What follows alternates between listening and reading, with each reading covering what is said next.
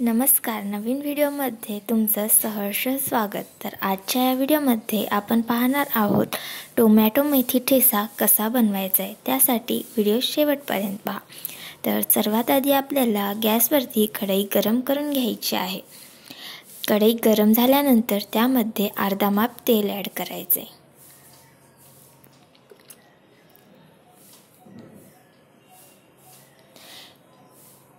तेल गरम झाल्यानंतर त्यामध्ये मोहरी ॲड करायची। मोहरी तडतड झाल्यानंतर जिरे ॲड करायचे। जिऱ्याला रेड कलर आल्यानंतर त्यामध्ये आपल्याला लसूण पेस्ट ॲड करायचे। लसूण पेस्टला जर रेड कलर आला तर त्यानंतर आपल्याला टोमॅटो ॲड करायचे।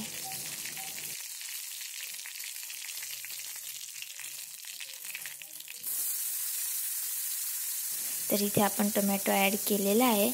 थोडा वेळ या लसूण पेस्टला आणि टोमॅटोला व्यवस्थितपणे शिजू द्यायचं आहे।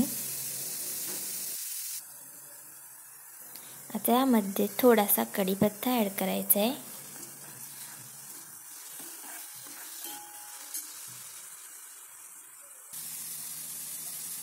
चवीनुसार मीठ ॲड करायचे आणि व्यवस्थितपणे मिक्स करून थोड्या वेळासाठी शिजायला ठेवायचे।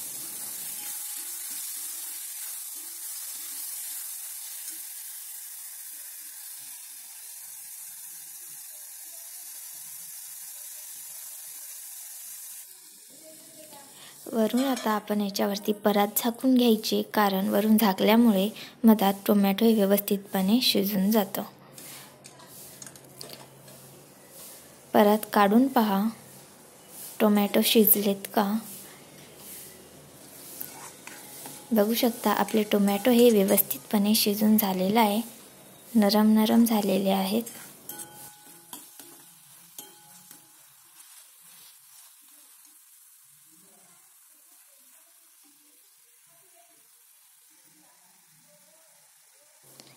आता यामध्ये आपल्याला थोडीशी चटणी ॲड करायची, लाल मिरची पावडर म्हणतो त्याला आपण। नंतर थोडीशी हळदी पावडर आणि नंतर थोडासा मसाला। हा मसाला काही स्पेशल मसाला नाही आहे, घरगुती तयार केलेला मसाला आहे। आम्ही प्रत्येक भाजीमध्ये हाच मसाला यूज करत असतो आणि ते बी खूप कमी प्रमाणामध्ये।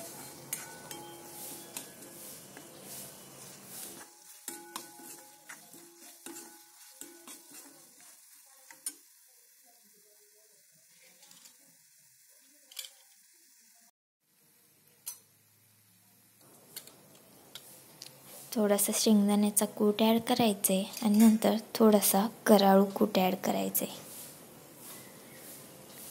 शेंगदाणा कूट आणि कराळू कूट यामुळे ना ठेचा खूपच भारी लागत असतो। एकदम झणझणीत अशी चव येत असते ना, खूपच भारी चव येत असते। त्यासाठी शेंगदाणा कूट आम्ही जास्तीत जास्त प्रमाणात यूज करत असतो। आलूच्या भाजीमध्ये, वांग्याच्या भाजीमध्ये, प्रत्येक भाजीमध्ये आम्ही शेंगदाणा कूट यूज करत असतो। आता थोडंसं पाणी टाकून थोड्या वेळासाठी शिजू द्यायचं आहे।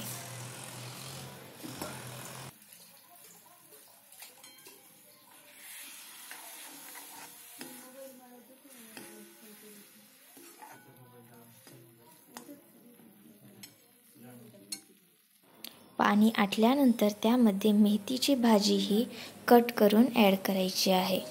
थोडीशीच मेथीची भाजी ॲड करायची, मुठीभर मेथीची भाजी, जास्त नाही ॲड करायची, खूपच कमी प्रमाणात ॲड करायची। मेथीची भाजी टाकल्यानंतर व्यवस्थितपणे मिक्स करून घ्यायचे। सगळं मिक्स झाल्यानंतर थोडंसं यामध्ये सुद्धा पाणी टाकायचे आणि थोड्या वेळासाठी शिजून द्यायचे।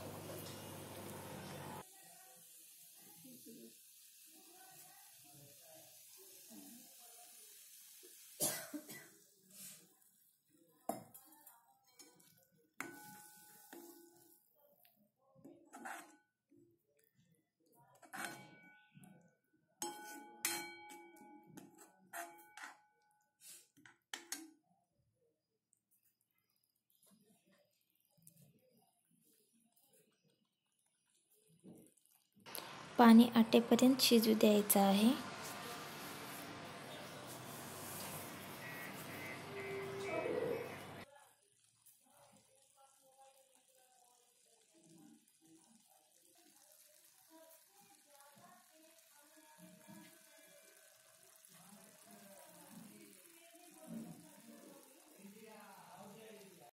थोड्या वेळासाठी परत झाकून ठेवा, जेणेकरून मधात व्यवस्थितपणे शिजला जाईल आपला ठेचा हा।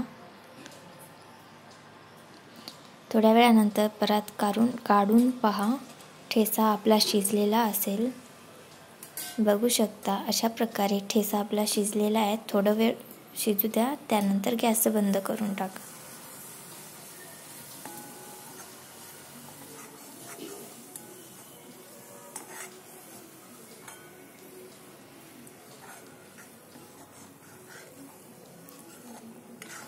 पूर्णपणे पाणीसुद्धा आटलेलं आहे आणि टोमॅटो मेथी व्यवस्थितपणे शिजलेली आहे।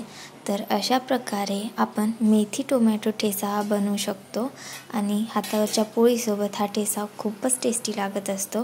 जर का हातावरची पोळी तुम्हाला आवडत असेल आणि ती कशी बनवायची हे जर पाहायचं असेल तर आमच्या यूट्यूब चॅनलवरती ऑलरेडी एक व्हिडिओ अपलोड केलेला आहे। प्लीज जा आणि तो व्हिडिओ पहा आणि कमेंट करून नक्की सांगा तुम्हाला हातावरची पोळी कशी वाटते आणि हा ठेचा कसा वाटला ते सुद्धा नक्की सांगा। Bye bye.